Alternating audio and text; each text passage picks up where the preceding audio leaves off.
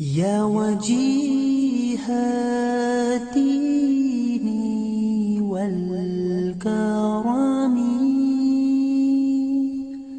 وحليف العلم والحكم. उसने कहा माँ आपको पता नहीं है सख्त सर्दी है और आप पानी गिरा रही हैं और वो भी मेरे बिस्तर पे, मैं सोऊंगा कहाँ? तो माँ हंस पड़ी. उसने कहा बेटा नाराज होने की जरूरत नहीं है, आज आप ही मेरे पास आए थे और आपने मुझे कहा था कि अम्मा मेरा हिसाब वो कर, तो बेटा मैं वो अपना हिसाब करती फिर रही हूं. उसने कहा ये कौन सा हिसाब है कि पानी का जग उठा के मेरा बिस्तर गीला कर दिया? उसने कहा बेटा मैं अंदाजा लगा रही हूं कि जब तू छोटा था और तू बिस्तर पे पेशाब कर देता था और बिस्तर गीला हो जाता था, मैं तुझे उठाकर खुश्क जगह पे लिटा देती थी और खुद गीली जगह पे लेटती थी और फिर तू उधर भी पेशाब करता था, फिर मैं तुझे वहां से उठाकर अपनी छाती पे लिटा देती थी. नींद की खुमारी मुझे भी होती थी, सारा दिन का घर का काम काज भी होता था नींद से उठते हुए, ताकि तू खुश्क जगह पर सोए और तुझे बुखार वगैरह ना हो और तू बीमार ना हो. अभी तो पहला दिन है, अभी तो पहला जग है, न जाने तूने कितने जग उल्टाए मेरे ऊपर. ये तो छोटा पेशाब था, तेरे पखाने मैंने कितने साफ किए. बेटे को समझ आ गई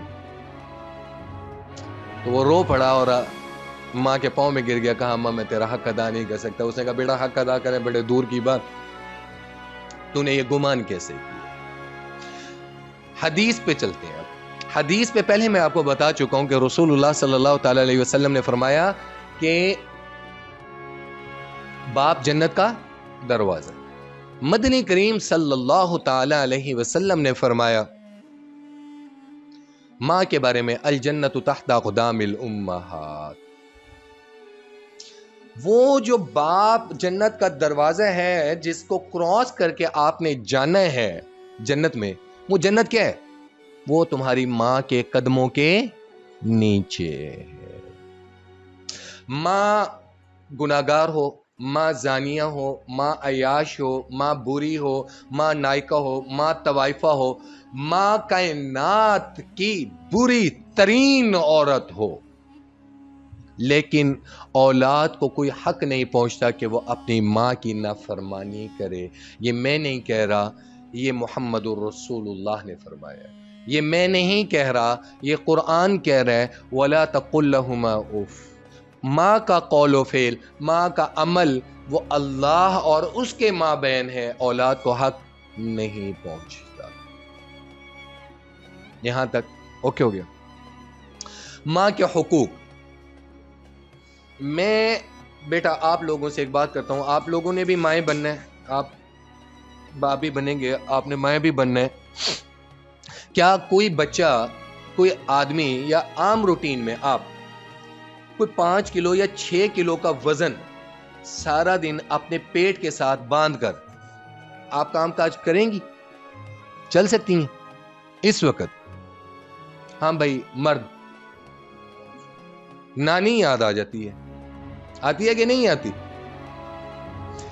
फिर कुर्बान कैसे न जाए इंसान अपनी माँ पर और अल्लाह जन्नत उसके कदमों में ना रखे कि एक औरत 5-6 किलो का वजन 24 आवर्स सो भी रही है, चल भी रही है, काम भी कर रही है, नमाज पढ़ रही है, झुक रही है, क़याम में है, सजदे में है, वो उठा के कॉन्टिन्यूसली हमल के दौरान फिर रही होती है कि नहीं फिर रही होती? फिर रही होती है कि नहीं? आप 5 किलो का वजन उठा के आप करवट नहीं बदल सकते. वो बेचारी ये खाना है ये नहीं खाना, खुद खाए ना खाए और अपने उसी खुराक के साथ अपने खून से औलाद को सींच रही होती है, पेट में सींच रही होती है कि नहीं हो रही? सुम्मा खलक़ना नुत्फ़ता अलक़ा फ़खलक़ना अलक़ता मुज़ग़ा. ये वो नशो नुमा है, ये कुरान बता रहा है कि वो पेट में बच्चे की ग्रोथ कैसे हो रही है. सुम्मा खलक़ना नुत्फ़ता अलक़ा, नुत्फ़ा ही होता है ना, chromosomes, x chromosomes Y chromosomes के साथ मिले हमल ठहर गए. तो वो जो 5-6 किलो का वजन माँ बेचारी उठाकर पड़ी है, करवट नहीं ले सकती, झुक नहीं सकती, उसका हक अदा कर सकते हो? پھر وہ پیدائش کے وقت جس موت اور زندگی کی کشمکش میں بچے کو جنم دیتی ہے، اور اکثر آپ لوگوں نے دیکھا ہوگا کہ بچہ پیدا کرتے کرتے ماں اس دنیا سے چلی جاتی ہے لیکن بچے کو بچا جاتی ہے۔ ماں کی وہ قربانی، ماں کی وہ تکلیف۔ ایک صحابی رسول اللہ صلی اللہ تعالی علیہ وسلم کی خدمت میں حاضر ہوئے اور آ کر کہا کہ یا رسول اللہ، میرے ماں باپ آپ پر قربان ہو جائیں، میں آپ پر قربان ہو جاؤں۔ میں نے عرب آج سے 1500 سال پہلے کا، آپ عرب کا اور کعبے کا منظر دیکھیں کہ وہ کس طرح کا منظر ہوگا اور وہ کیا کیفیت ہوگی۔ عرب کے پہاڑ کالے ہیں سر، عرب کے پہاڑ جو نہیں گئے، اللہ رب العزت کی ذات اپنے حبیب کے ساتھ کہ آپ لوگوں کو حج اور عمرے پر لے جائیں، آپ جا کر دیکھیں کہ عرب کے پہاڑ کالے ہیں، سنگلاخ پہاڑ ہیں، اور عرب کی گرمی اللہ معاف۔ آج کل وہ ایلیویٹر والا سسٹم تو اب آیا ہے اور وہ چلر سسٹم ہے، انڈور سسٹم ہے اور سارا کچھ۔ اور آ کر کہا کہ یا رسول اللہ، میں نے اپنی ماں کو 7 حج اپنے کندھے پر بٹھا کر کروائے ہیں۔ آپ دیکھ لیں 7 حج، طواف، مطاف، اور اس میں رمی کرنا، اس کے بعد صفا اور مروہ، ٹھیک ہے، یہ تمام عرفات، یہ تمام میں نے اپنی ماں کو کندھے پر بٹھا کر 7 حج کرائے۔ تو یا رسول اللہ، میں نے اپنی ماں کا کوئی حق ادا کیا ہے؟ کچھ۔ ایک دم یہ بات سن کر مدنی کریم صلی اللہ تعالی علیہ وسلم غصے میں آ گئے، آپ کے رخسار مبارک سرخ ہو گئے۔ آپ نے فرمایا بیٹھ جاؤ۔ کہا تیری ماں نے تجھے جو پیٹ میں رکھا وہ ایک طرف، تیری ماں نے تجھے دودھ پلایا ایک طرف، تیری ماں نے تیری رضاعت کی ایک طرف، تیری ماں تیرے لیے جاگی ایک طرف، تیری ماں نے تیرے لیے تکلیفیں اٹھائیں ایک طرف، تجھے پیدا کرتے وقت تیری ماں نے جو چیخ لگائی تھی درد ذہن میں، وہ جو چیخی تھی درد کی وجہ سے پہلی چیخ نکلی تھی، تیرے 7 حج اس ایک چیخ کا حق ادا نہیں کر سکتے، اور تم کہتے ہو کہ میں نے ماں کا حق ادا کیا۔ مدنی کریم صلی اللہ تعالی علیہ وسلم نے فرمایا ماں کا حق اتنا ہے، کاش میری ماں زندہ ہوتی۔ رسول اللہ صلی اللہ تعالی علیہ وسلم 6 سال کی عمر میں تھے، حضرت بی بی آمنہ سلام اللہ علیہا پردہ فرما گئی تھی۔ پڑھا ہوا ہے نا بھائی، پڑھا ہوا ہے نا۔ اور حضرت عبداللہ آپ کے والد ماجد آپ کی پیدائش سے پہلے ہی پردہ فرما گئے۔ یہ تو پڑھا ہوا کہ نہیں پڑھا ہوا؟ افسروں، سی ایس ایس والوں، آئی ایس ایس بی والوں، کیونکہ یہ تو مولوی کے ٹھیک ہے نا، مولوی نے بتانے ہیں آپ کو یہ چیزیں۔ آپ کو آج کل مائیکل جیکسن کی ڈیٹ آف برتھ پتہ ہوگی، آپ کو نوجوان نسل کی پتہ ہوگی، فلاں فلم سٹار کی ڈیٹ آف برتھ ہے وہ پتہ ہوگی نا، کیونکہ یہ خیر دین سے محبت ہوگی تو جس سے محبت ہوتی ہے اسی سے ہی اس کا سارا کچھ پتہ ہوتا ہے۔ تو میری ماں زندہ ہوتی، میں عشاء کی نماز کے لیے نیت کرتا، ہاتھ باندھتا، اور میری ماں مجھے آواز دیتی بیٹا محمد، رب کعبہ کی قسم میں نماز توڑ کر کہتا اماں میں حاضر ہوں۔ اسی طریقے سے چلتے چلتے فجر ہو جاتی اور میں ماں کی نافرمانی نہ کرتا، اس کے ایک حکم پر لبیک کہتا۔ اسی طریقے تاریخ ان واقعات سے بھری پڑی ہے، تاریخ ان واقعات سے بھری پڑی ہے۔ میں کہاں اور کون کون سے پہلو اٹھا کر آپ کو بتاؤں۔ بنی اسرائیل کا ایک واقعہ بتاتا ہوں، لیکچر ویسے ہی لمبا ہو جائے گا۔ بنی اسرائیل کا ایک آخری واقعہ آپ کو بتاتا ہوں، اس کے بعد آگے چلتے ہیں۔ حضرت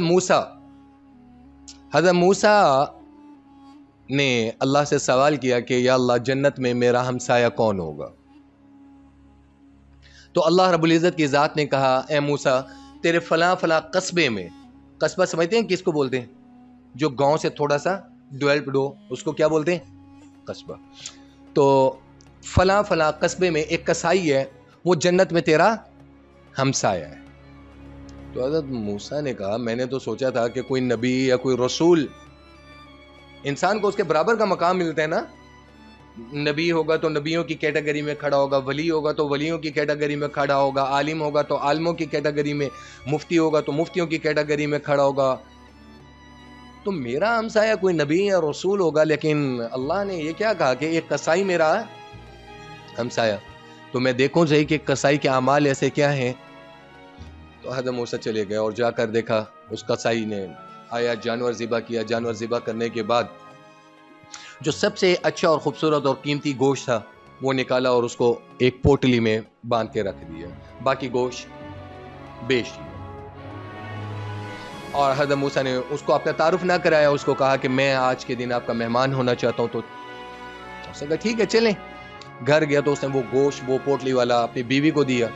اس کی بیوی نے اس کو صاف کیا, پکایا, اور پکانے کے بعد اس نے اپنے شوہر کو آواز دی کہ کھانا تیار ہے. تو اس نے وہ برتن میں کھانا ڈالا, کھانا خود, بیوی نے نہیں, خود ڈالا. ڈالنے کے بعد اب حضرت موسیٰ نے کہا کہ میں مہمان ہوں تو سب سے پہلے مجھے کھانا دیا جائے گا. اس نے وہ کھانا حضرت موسیٰ کو دینے کی بجائے اندر کمرے میں گیا, ایک بڑھیا کو اٹھا کر بار چارپائی پہ لا کے رکھا, پانی لیا لوٹے کے ساتھ, اس کے ہاتھ دھلائے, منہ دھلایا, اور وہ جو کھانا لے کر گیا تھا اس کو کھلانا شروع کر دیا. کھلانے کے بعد اس عورت نے, وہ بوڑھی عورت نے کانپتے ہاتھوں کے ساتھ آسمان کی طرف دیکھا, دعا کی طرح ہاتھ اٹھایا, اور اس کے بعد وہ گیا اور اس نے کھانا ڈالا اور حضرت موسیٰ کو لا کر دیا. پھر اس نے اپنی بیوی سے کہا اب آپ لوگ کھا لو.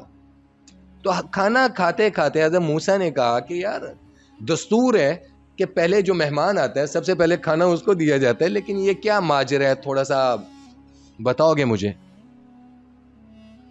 تو اس نے کہا کہ بھائی وہ میری بوڑھی ماں ہے, میں جانے سے پہلے بھی ماں کی ناشتہ واشتہ کرا کے جاتا ہوں, کام سے جب واپس آتا ہوں تو سب سے پہلے میں اپنی ماں کو کھلاتا ہوں, اور اس کے بعد میرے بچوں کا حق ہے, یا اور سب سے آخر میں کھاتا ہوں, وہ کھاتے ہیں.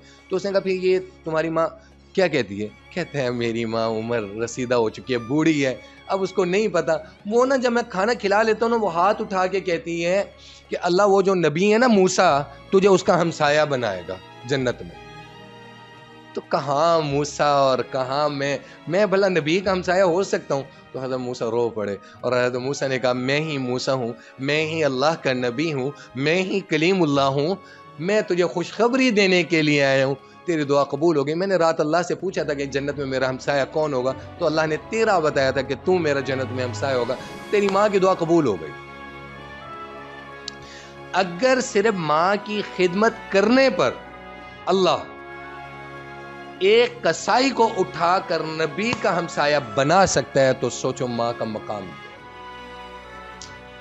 سوچیں, میرے نبی نے فرمایا الجنت تحت اقدام الامہات, جنت تمہاری ماں کے قدموں کے نیچے ہے. سوچیں ماں کا مقام کیا ہے. اور آج کی نوجوان نسل جو میٹیریلسٹک ہے, جو بہت زیادہ ماڈریٹ ہے, وہ ماں باپ کو کہہ رہی ہوتی ہے کہ آپ کو زیادہ پتہ ہے, آپ پرانے زمانے کے لوگ ہیں. اور بھائی مان لیتے ہیں کہ ہم پرانے زمانے کے لوگ ہیں, ہم ہی نے پالا ہے تو آج یہاں تک تم پہنچے ہو, ورنہ وہ گاند میں لتھڑے پڑے رہتے, ریشز پڑ جاتے, مر جاتے, کھپ جاتے. ماں نہ دودھ پلاتی, کیا کر سکتے تھے تم؟ کچھ کر سکتے تھے؟ میری ماں, میں آپ کو اپنی بات بتاتا ہوں, میری ماں ذمہ دار کی بیٹی ہے. میری ماں وہ پڑھی لکھی نہیں ہے بہت زیادہ, وہ آپ کی طرح ممی ڈیڈی نہیں ہے. میری ماں پینڈو سی ہے, اور الحمدللہ اسلامک تعلیم بہت ہے میری ماں کو, قرآن کی, حدیث کی, ان کی تعلیم ہے, دنیاوی تعلیم نہیں ہے میری ماں کو. میری والدہ کی جو والدہ, میری نانی, جب ان کی ڈیتھ ہونے لگی تو میری نانی کی عمر کوئی 96 کے قریب ہوگی. تو جب ان کی ڈیتھ ہونے لگی تو میں چھوٹا تھا, تو میں دیکھا کہ میری والدہ بار بار وہ شدت غم کی وجہ سے نا بے ہوش ہو جاتی تھی. اور وہ نانی جو تھی وہ کینسر کی بھی پیشنٹ تھی. تو میں نے امی سے کہا, میں نے کہا امی نانی اماں تو اتنی تکلیف میں تھیں اور بیمار تھیں اور کینسر کی پیشنٹ, اور آپ اتنا غم کیوں کھائے جا رہی ہیں؟ اس نے کہا جو کچھ تھا میں اپنی ماں کو دیکھ تو لیتی تھی نا, میری ماں زندہ تو تھی نا.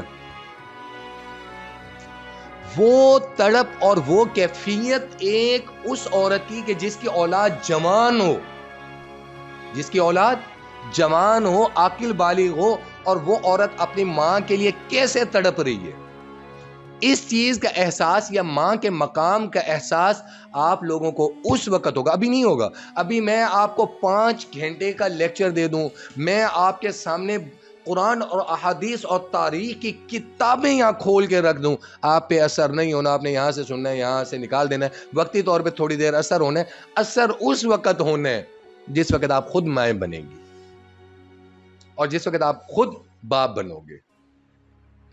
دنیا مکافات عمل ہے، آج آپ لوگ جیسے ماں باپ کے ساتھ کرو گے، اللہ کی قسم میں باوضو ہو کر آپ سے کہہ رہا ہوں، ایک استاد کی حیثیت سے کہہ رہا ہوں، آپ کی اولاد آپ کے ساتھ ویسا کرے گی، یہ لکھ لیں۔ میں اپنی ماں کے شہر سے دور ہوں، میری ماں ملتان میں رہتی ہے، میں ملتان سے دور ہوں، آپ یقین کریں کہ میرا بس نہیں چلتا کہ میں اڑوں اور اڑ کر جا کر اماں کو گلے لگا دوں، میرا بس نہیں چلتا۔ میں آج بھی، میرے بچے میرے سے پوچھتے ہیں کہ بابا آپ کی زندگی کا سب سے قیمتی ترین ٹائم کون سا ہے؟ قیمتی ترین، اگر آپ سے پوچھا جائے کہ آپ کی زندگی کا قیمتی ترین وقت کون سا ہے؟ میں نے زندگی میں عروج بھی دیکھے ہیں، زوال بھی دیکھے ہیں میں نے، تو میں اپنے بچوں سے کہتا ہوں کہ میری زندگی کا قیمتی ترین وقت وہ ہے کہ جب میں اپنے باپ کو دباتے دباتے، ان کی وہ جو پاؤں کی تلیاں تھیں نا، میں ایسے پاؤں رکھ کر سو جاتا تھا۔ میں چھوٹا تھا تو میرا باپ اٹھا کے، وہ سیدھا کرتے ہیں نا بچوں کو، وہ بیڈ کی طرف سیدھا کرتا، میں وہاں سے اٹھتا تھا، پھر آ کے پاؤں پہ سو جاتا تھا۔ میں نے کہا میری زندگی کا قیمتی ترین مقام وہ تھا کہ جب میں ابو کو دباتے دباتے نا ان کے پاؤں کے ساتھ سو جاتا تھا۔ میں نے زندگی کا جو سکھ وہ باپ کے پاؤں کی تلیوں میں محسوس کیا۔ آج میری داڑھی سفید ہو چکی ہے، مجھے زندگی میں دوبارہ وہ سکھ نہیں ملا۔ میں زندگی کے، مجھے دوست احباب پرفیوم گفٹ کرتے ہیں، عطر گفٹ کرتے ہیں، میں زندگی کی خوبصورت ترین پرفیوم اور خوشبو جو میں محسوس کرتا ہوں وہ میری ماں کے دوپٹے کی ہے، اور ہر ماں کے دوپٹے کی، ہر ماں کے دوپٹے کی، اور ہر ماں کی گود۔ آپ پریکٹیکل لائف میں جانے والے ہیں اور آپ لوگ پریکٹیکل لائف میں بیٹھے ہیں، زندگی میں آپ ساری دنیا کے دکھ اور تکلیفوں میں ٹوٹے ہوئے ہوں، کائنات اور مخلوق آپ کو توڑ چکی ہو، میں کہتا ہوں آپ کی زندگی میں ایک لمحے کا بھی آپ کو دیکھیں نا، 0.1% بھی آپ کو سکھ نظر نہ رہا ہو، صرف ایک لمحے کے لیے آپ اپنی ماں کی گود میں لیٹ جائیں، اللہ کی قسم آپ سارے دکھ دور ہو جاتے ہیں۔ ہوتے ہیں کہ نہیں ہوتے؟ ماں باپ کی، اب سوال کیا تھا آپ کا؟ نافرمانی والا، کہ ماں باپ کی نافرمانی کس صورت میں جائز ہے؟ ماں باپ کی نافرمانی صرف ایک چیز میں آپ کر سکتے ہیں، اس کے علاوہ آپ کسی صورت میں ماں باپ کی نافرمانی نہیں کر سکتے۔ وہ نافرمانی کیا کر سکتے ہیں؟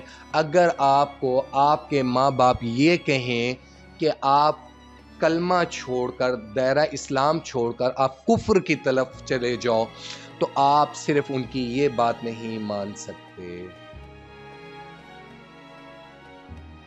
آپ ان کی صرف، لکھ لیے بیٹا، صرف یہ بات آپ ان کی نہیں مان سکتے، اس کے علاوہ ان کی ہر بات ماننا آپ پر فرض ہے۔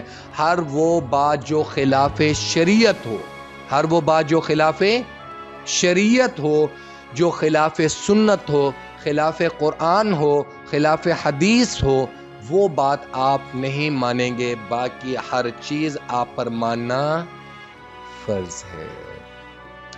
ایک آخری حدیث آپ کو بتا کر لیکچر اینڈ کرتا ہوں۔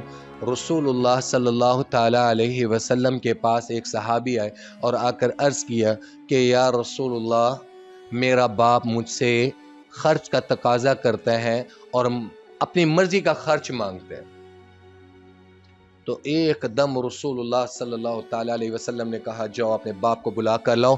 جب ان کے باپ آ گئے تو آپ صلی اللہ تعالیٰ علیہ وسلم نے اس صحابی کو یہاں سے پکڑا، یہ ایسے، یہ دیکھیں ایسے پکڑا، ایسے پکڑ کر ایسے گھسیٹ کر اس کے باپ کو بلایا اور اس کے ہاتھ میں دیا اور کہا تو اور تیرا مال اپنے باپ کے غلام ہو، تو اور تیرا مال تیرے باپ کے غلام ہو، غلام ہو اور غلام ہو۔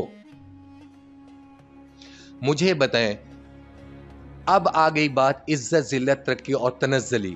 آپ ساری دنیا کی، میں کہتا ہوں آپ بل گیٹس کو کراس کر جائیں، آپ ایلن مسک کو کراس کر جائیں، آپ کے پاس اتنا دنیاوی طور پہ پیسہ آپ اکٹھا کر لیں کہ آپ دنیاوی طور پہ ان کو کراس کر جائیں، اس صورت میں کراس کریں گے جب تک آپ کے پیچھے وہ کپ کپاتے ہوئے بوڑھے ماں باپ کے اٹھتے ہوئے ہاتھ نہیں ہوں گے۔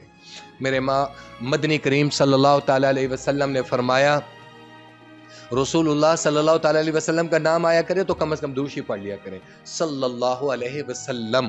اللہ 10 رحمتیں نازل کرتے ہیں، 10 گناہ آپ کے معاف فرماتے ہیں اور 10 درجے بلند کرتے ہیں صرف ایک دفعہ صلی اللہ علیہ وآلہ وسلم کہنے پر۔ میں کیا بات کر رہا تھا کہ آپ صلی اللہ تعالی علیہ وسلم نے فرمایا کائنات کی ہر ترقی، عزت، ذلت اور تنزلی وہ کب کپاتے اور بوڑھے ہاتھوں کی مرہون منت ہے۔ ماں نے نبی پیدا کیے، ماں نے رسول پیدا کیے، ماں نے غوث قطب ابدال پیدا کیے، وقت کا ولی، وقت کا غوث قطب ابدال، وقت کا رسول، وقت کے نبی کی جنت کس کے قدموں میں؟ اس کی ماں کے قدموں میں۔ تو سوچو ماں کا مقام کیا ہے۔ کوشش کریں کہ اللہ رب العزت کی ذات ہمیں ماں باپ کے حقوق ادا کرنے کی توفیق نصیب فرمائے۔ جن کے ماں باپ وفات پا چکے ہیں، اللہ رب العزت اپنے حبیب کے صدقے، آل رسول کے صدقے، اللہ پاک اپنی شان، اپنی صفات، اپنی ربوبیت کے صدقے اللہ ان کے ماں باپ کے درجات کو بلند فرمائے، اللہ ان کے ماں باپ کی بخشش فرمائے، اور جن کے ماں باپ زندہ ہیں اللہ رب العزت کی ذات کالی کملی والے کے صدقے اللہ ان کے ماں باپ کی عمروں میں برکت نصیب فرمائے، اللہ ان کو صحت کاملہ عاجلہ مستمرہ نصیب فرمائے، اللہ ان کے سائے ہمارے سروں پر ہمیشہ قائم فرمائے۔ ٹھیک ہے، اور ماں باپ کی اطاعت فرض